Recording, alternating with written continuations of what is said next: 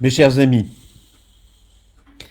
je vous annonçais tout à l'heure un sans doute reconfinement général de la France et de sa population pour le 28 et le 29 décembre. Ce soir, les événements sont extrêmement graves.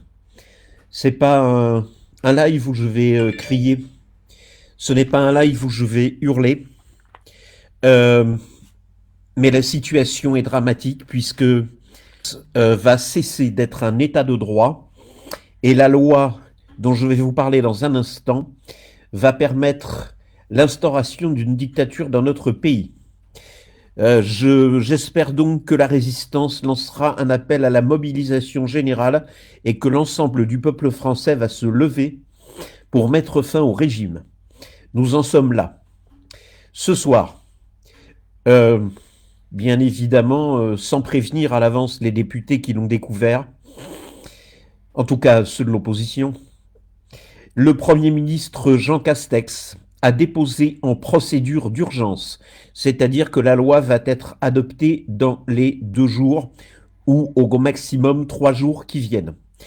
Vient de déposer donc une loi qui anéantit l'état de droit en France, qui détruit vos libertés et qui pourra permettre de prolonger par exemple le pourquoi pas le mandat des députés pour instaurer une véritable dictature dans ce pays. Les choses sont extrêmement graves et je vais vous lire cette loi et je vous posterai, je vous mettrai, j'ai oublié de le faire, mais je le mettrai comme commentaire ou je le mettrai plutôt en dessous cette vidéo, euh, le lien qui permet de retrouver ce texte de loi, mais que vous allez retrouver puisqu'il est il est absolument partout. Voilà. Alors, les choses sont tout à fait claires. Article 1. Le Premier ministre se donne le droit de réglementer ou d'interdire la circulation des personnes et des véhicules, de réglementer l'accès aux moyens de transport et les conditions de leur usage. Par conséquent, il se donne la permission de vous interdire de prendre votre voiture et il se donne la permission de réglementer l'accès au transport public. Deuxième article de cette loi. De sortir de leur domicile sous raisonnement indispensable aux besoins familiaux et de santé. Il n'est donc plus question de pouvoir sortir pour aller travailler. C'est donc un confinement dur, comme le premier confinement qu'on est en train de vouloir mettre en place. Article 3. Ordonner la fermeture provisoire et réglementer l'ouverture, y compris les conditions d'accès et de présence, d'une ou plusieurs catégories d'établissements recevant du public, ainsi que les lieux des réunions en garantissant l'accès des personnes aux biens et aux services de première nécessité, ce qui signifie que seuls les magasins d'alimentation pourront rester ouverts. Article 4. Limiter ou interdire les rassemblements sur la voie publique dans un lieu ouvert au public, ainsi que les réunions de toute nature à l'exclusion de toute réglementation des conditions de présence ou d'accès aux locaux d'usage d'habitation. Ce qui signifie qu'on peut vous interdire d'être plus de 2 à la fois dans la rue ensemble. Il n'y a qu'un seul endroit où on ne pourra pas vous empêcher de vous réunir à plus de 2, par exemple. Ce sont vos habitations. Je continue. En tant que besoin, prendre toute autre mesure limitant la liberté d'entreprendre. La liberté d'entreprendre fait partie des droits de l'homme. Cette loi est donc une violation de la Déclaration des droits de l'homme et c'est une violation de la Constitution. Vous n'avez plus le droit de créer une entreprise, par exemple. C'est gravissime. Je continue avec le 6e et dernier article qui est le pire, qui est absolument monstrueux. Et je vais vous le lire.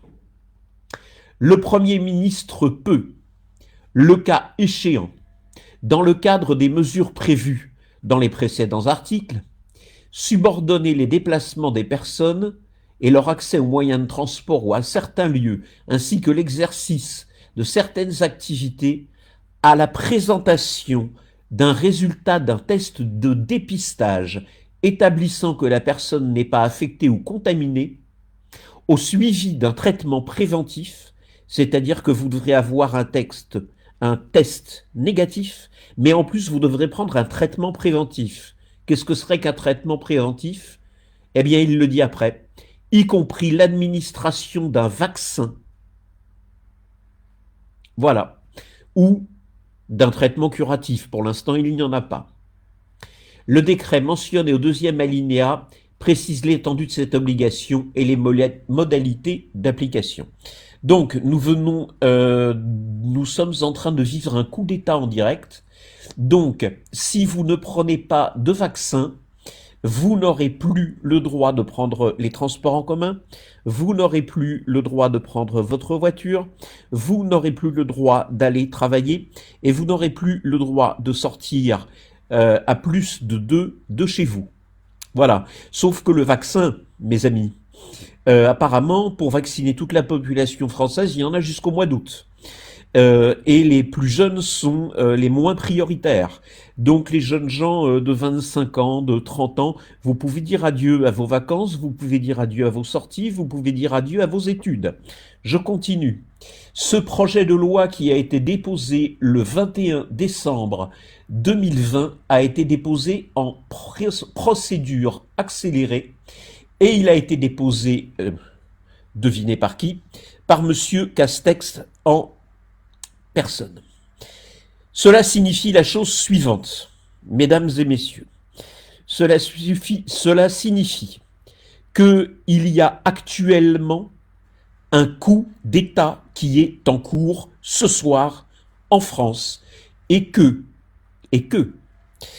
les libertés fondamentales et les droits de l'homme sont violés et vont être violés par le confinement que je vous annonçais tout à l'heure. Comme vous pouvez le constater, je ne fais pas d'effet de manche, je ne crie pas, je ne hurle pas. Vous pourrez donc trouver en commentaire, je vais essayer, parce que malheureusement j'ai oublié de le mettre, je vais essayer. Vous trouverez en commentaire, non, alors j'y arrive pas, c'est pas grave, je le reposterai derrière. Le texte de loi en question, mais que vous pouvez trouver d'ores et déjà sur le site de l'Assemblée nationale. Mesdames et messieurs les citoyens français, je vous indique que votre République, la République, est en danger, la liberté est en danger, et que c'est un 1789 dont nous avons besoin. Maintenant, immédiatement, tout de suite. C'est tout ce que j'ai à dire. J'espère que vous allez vous rendre compte que la mort de personnes âgées, pour dramatique soit-elle, 3 mois ou 6 mois avant leur espérance de vie normale, n'est en aucun cas justificatif de faire un coup d'État et de déposer une loi anticonstitutionnelle en pleine nuit, en procédure d'urgence. Je vous demande à tous de vous préparer à répondre aux appels, s'ils viennent, de la résistance et des différents partis politiques d'opposition pour vous opposer dans la rue de toutes vos forces à ce véritable coup d'État et à cette abolition de votre liberté.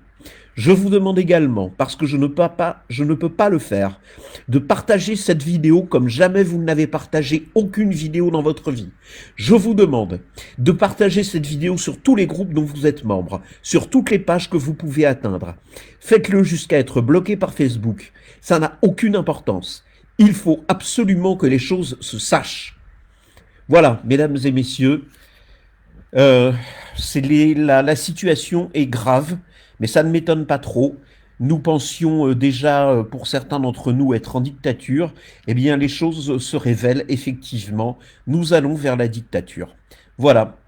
À vous de réagir ou, écoutez, de vous préparer à être fiché, à être contrôlé pour savoir si vous prenez un traitement préventif. J'aimerais bien savoir lequel. A priori, il n'en existe qu'un.